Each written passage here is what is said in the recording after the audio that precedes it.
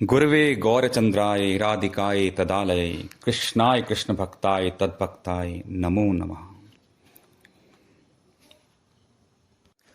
3 और 4 सितंबर के एकादशी व्रत के बारे में बहुत सारे प्रश्न आ रहे हैं कि 3 को व्रत करना चाहिए या 4 को व्रत करना चाहिए। 3 को एकादशी सही है, फिर भी व्रत 4 को क्यों किया जा रहा है? क्या हम दोनों व्रत कर सकते हैं? उदया तिथि के हिसाब से तो 3 तारीख को व्रत बन रहा है, फिर 4 को क्यों किया जा रहा है? तो इन सारी बातों को हम अति संक्षिप्त और फिर विस्तार से समझेंगे। सबसे पहले अति संक्षिप्त में सारी बात बता देता हूं कि 3 तारीख को शुद्ध एकादशी है, उस दिन व्रत करना चाहिए। परंतु शास्त्र का विधान है कि अगर एकादशी या द्वादशी के दिन भादो मास में शुक्ल पक्ष में श्रवण नक्षत्र मिल जाए तब व्रत श्रवण नक्षत्र के हिसाब से होगा। अगर एकादशी के दिन श्रवण नक्षत्र आता है तो उसको विजया महाद्वादशी योग कहा जाएगा और उस दिन व्रत किया जाएगा। और अगर द्वादशी के दिन किसी भी समय पूरी द्वादशी में नक्षत्र आता है, श्रवणा नक्षत्र, तब उसे श्रवणा द्वादशी महाद्वादशी कहा जाएगा और उसमें उस दिन व्रत किया जाएगा। तो 4 तारीख को 4 सितंबर को श्रवणा महाद्वादशी का योग बन रहा है, इसलिए उसी दिन व्रत किया जाएगा।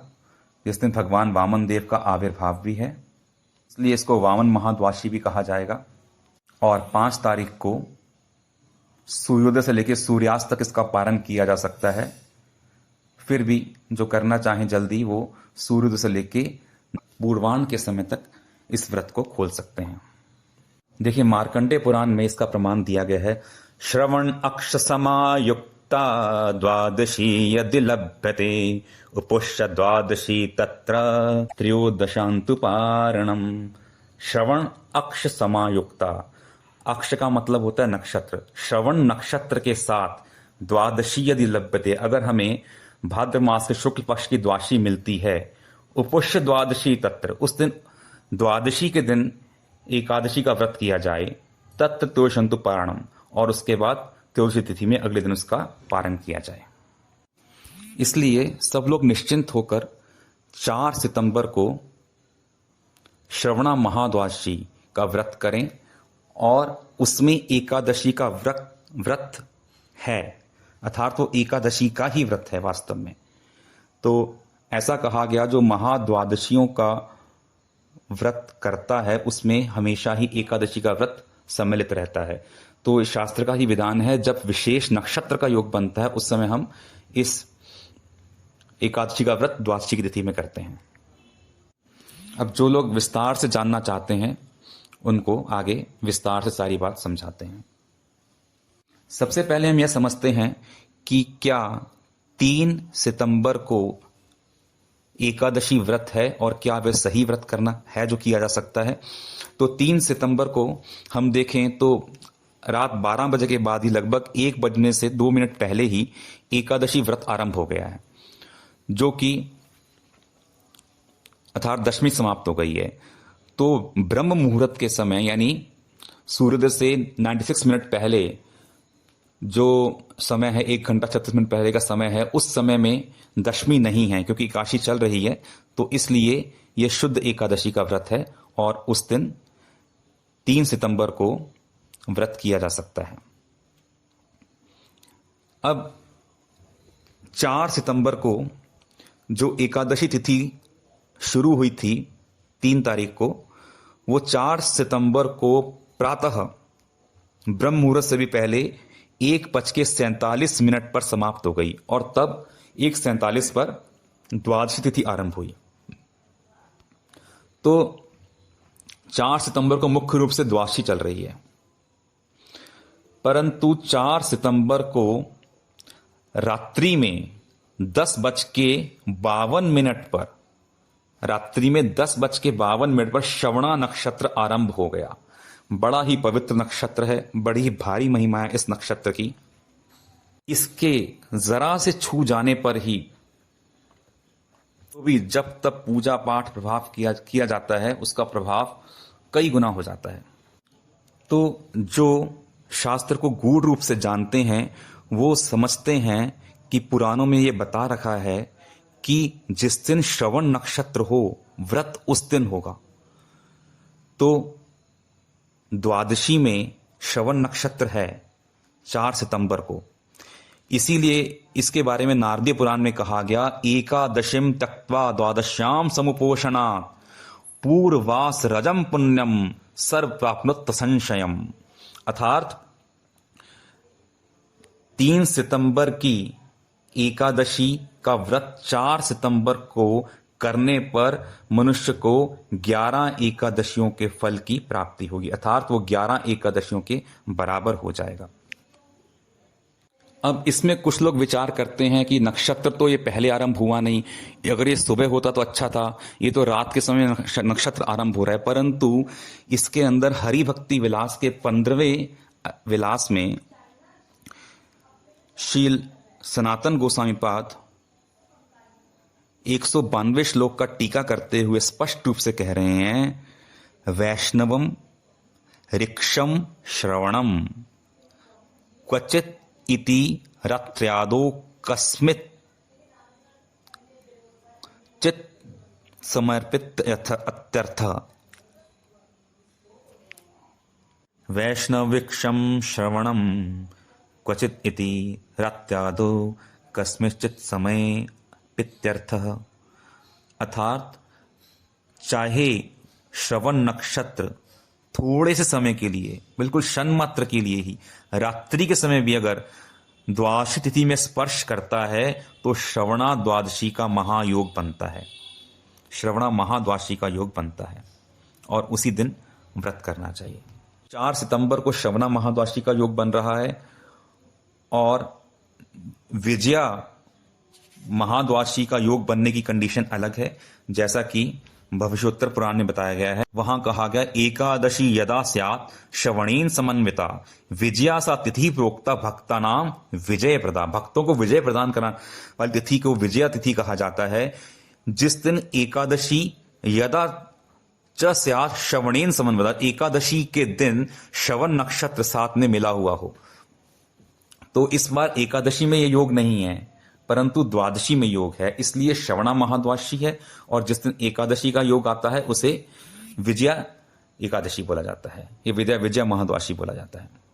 तो जब शास्त्र में स्पष्ट आदेश है कि श्रवण नक्षत्र के संयोग होने से व्रत उसी दिन किया जाए, तो कुछ लोग व्रत 3 सितंबर को क्यों कर रहे हैं?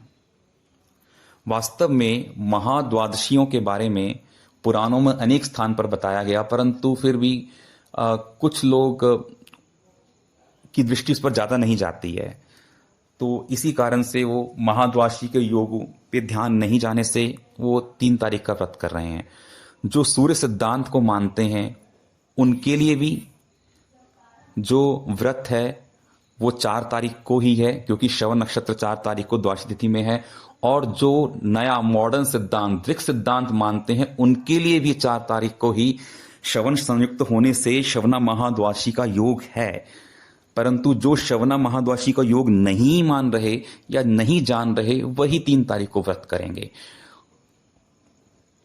वास्तव में शास्त्र में 10 महाद्वादशी बताई गई हैं।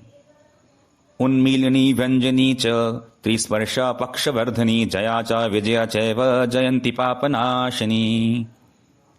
उन्मीलनी, व्यंजली, त्रिस्पर्शा, पक्षवर्धनी, जया, विजया, जयंती और पापनाशिनी 4 नक्षत्र के हिसाब से 4 तिथि के हिसाब से महाद्वादशियां होती हैं। इनके सिवाय 2 महाद्वादशियां नक्षत्र के हिसाब से अलग से होती हैं, जिनका नाम श्रवण और गोविंद द्वादशी है। पुराण में कहा गया स्पष्ट रूप से कि अगर कोई महाद्वादशी का योग बनने पर व्रत महाद्वादशी के हिसाब से नहीं करता एकादशी का व्रत, तब उसकी महाद्वादशी का तिरस्कार करने के कारण समस्त पुण्य उसके समाप्त हो जाते हैं। पद्म पुराण, मार्कंडेय पुराण आदि में भी अष्ट महाद्वादशियों के बारे में विस्तार से बताया गया है। कुछ लोग कहते हैं जब दोनों ही दिन ठीक है तो क्यों ना हम 3 तारीख को ही व्रत कर ले, 4 की आवश्यकता है। परंतु शास्त्र में स्पष्ट कहा कि जिस दिन श्रवण नक्षत्र है उस दिन आपको व्रत करना होगा। अगर 4 तारीख को श्रवण नक्षत्र नहीं होता तब व्रत 3 तारीख को किया जाता। जैसा कि नारदी पुराण में कहा गया, यदि न प्राप्ते ऋक्षम द्वादशाम वैष्णवम क्वचित एकादशी तद उपुष्यः पापाग्नि श्रवणान्वितः। यदि द्वादशी के दिन यानी 4 तारीख जो है हमारी सितंबर, उस दिन अगर श्रवण नक्षत्र ना मिले तब शुद्ध एकादशी में ही व्रत किया जाएगा। 3 तारीख को तब व्रत किया जाता।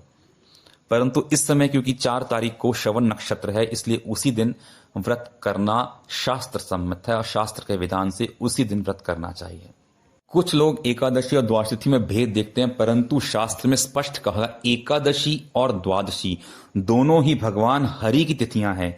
जो इन 2 तिथियों में भेद देखता है वो नरक में पतित होता है। जैसा कि नारदी पुराण में कहा गया, विभेदो अत्र ना कर्तव्यो विभेदात पतते नरः।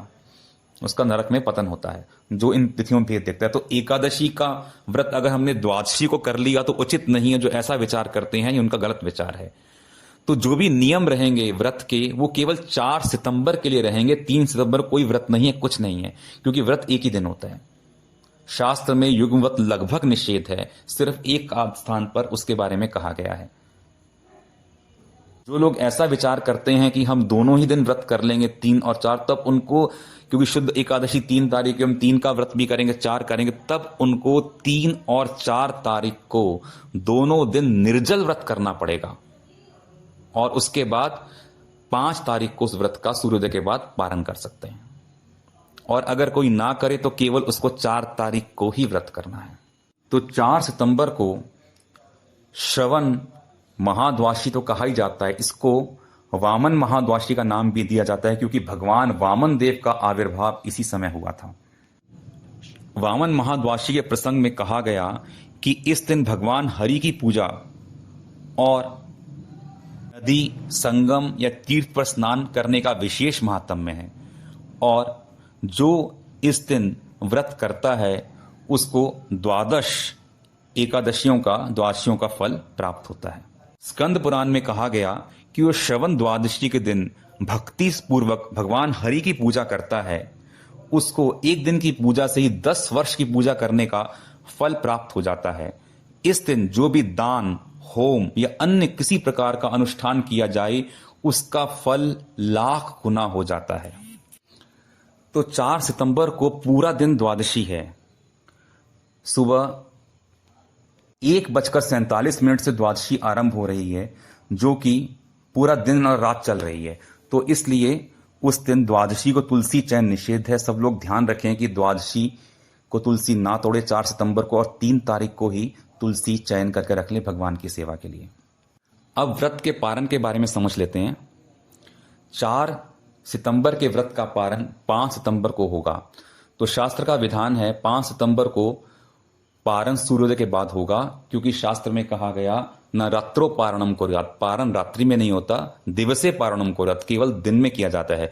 तो सूर्योदय से लेकर सूर्यास्त तक पारण किया जा सकता है। दूसरी बात यह है कि सूर्योदय के बाद तिथि बदलनी नहीं चाहिए। जो तिथि है उस तिथि के समाप्त होने तक पारण करना होगा। 5 सितंबर को प्रातः 2:04 पर द्वादशी समाप्त हो रही है और उसी समय त्रयोदशी आरंभ हो रही है। तो वह त्रयोदशी तिथि पूरा दिन रात चलकर 6 सितंबर को सुबह समाप्त होगी। तो पूरा दिन त्रयोदशी होने से, सूर्योदय के बाद त्रयोदशी है तो पूरा सूर्योदय से सूर्यास्त तक त्रयोदशी है। पूरी तिथि में व्रत का पारण कभी भी किया जा सकता है। जो लोग पूर्वान का नियम मानते हैं वो पूर्वान का समय यानी दिन के जो दिन का समय है उसके 3 भाग बांट के उसके पहले भाग के अंदर उसका पारण कर लिया जाए ताकि समय का ध्यान रहे। शास्त्र में इसके लिए कोई जोर नहीं है, हरि भक्ति विलास में कहीं नियम दिया नहीं गया, परंतु सुविधा के लिए ये नियम प्रचलित है। तो वो लोग 9:32 से पहले 5 तारीख को व्रत का पारण कर सकते हैं और नहीं भी होता तो सूर्यास्त तक कभी भी कर लें पारण। फिर से समझ लें अति संक्षिप्त में, 3 तारीख को शुद्ध एकादशी है, परंतु 4 तारीख को श्रवण नक्षत्र का योग रात्रि में होने से श्रवणा महाद्वादशी या फिर वामन महाद्वादशी का महायोग बन रहा है, जिसमें 11 या 12 एकादशियों का फल प्राप्त होता है। और शास्त्र के अनुसार उसी दिन श्रवण नक्षत्र वाली द्वादशी या एकादशी में ही व्रत किया जाता है, इसलिए 4 सितंबर को ही व्रत किया जाएगा। 3 का व्रत जो कर रहे हैं, चाहे वो सूर्य सिद्धांत वाले हैं, चाहे वो दिक् सिद्धांत वाले हैं, वो किसी प्रकार से महाद्वादशी की बात को भूल रहे हैं, उस पर उनकी दृष्टि नहीं है। तो सब लोग निश्चिंत होकर इस शास्त्र सम्मत वाणी का पालन करें, निश्चित संपूर्ण फल की प्राप्ति होगी और भगवान की अति प्रसन्नता होगी, क्योंकि भगवान शास्त्र के विधान को ही सर्वोत्तम विधान बताते हैं। तस्मात् शास्त्रम प्रमाणम ते कार्य वस्तु, जो भी कार्य करना हो वो शास्त्र के विधान के अनुसार किया जाए। हरे कृष्ण कृष्ण कृष्ण हरे हरे, हरे राम राम राम हरे हरे। वांछा कल्पतरुभ्यश्च कृपा सिन्धुभ्य एव च पतितानां पावनेभ्यो वैष्णवेभ्यो नमो नमः।